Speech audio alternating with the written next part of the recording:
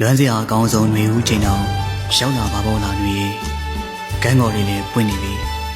မင်းဘယ်များရောက်နေလဲຫນွေကိုမတော့ຫນွေဦးရောက်တိုင်းမင်းကိုလွမ်းလိုက်ရတာမင်းမရှိတော့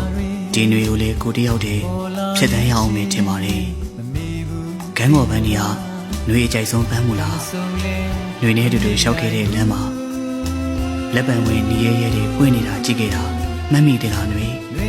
အခုအဲ့ဒီလက်ပံမင်းကြီးမှာအပွင့်နေရဲနေအောင်ပွင့်နေပြီတိတ်လာတာပဲຫນွေကိုလည်းနင်းစေခြင်းနဲ့ຫນွေဦးရဲ့တိုက်ခတ်လာတဲ့လေယူတွေနဲ့အတူ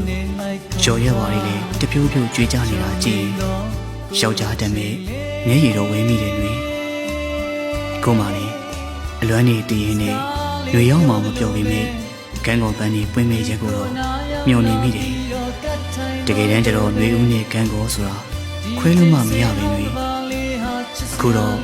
ရွှဲကြွေတွေနဲ့တူတူလွင့်စင်သွားတယ်မျောလင်းချက်အိမ်မက်တွေလေးရောထွေးပါတော့ခဲ့ပါပြီຫນွေကြိုက်တဲ့ຫນွေဦးကန်းကော်စချင်းလေးနားလေးတိုးဝင်လာတယ်တအားလွမ်းတာပဲຫນွေဦးကတော့တစ်ခေါက်ပြင်ရောက်ခဲ့ပြီမေတက်ရှိຫນွေမင်းရတော့ကိုယ်စီပြန်မလာနိုင်ဘူးလေကိုမျောလင်းနေကြရတဲ့အကြောင်းမျိုး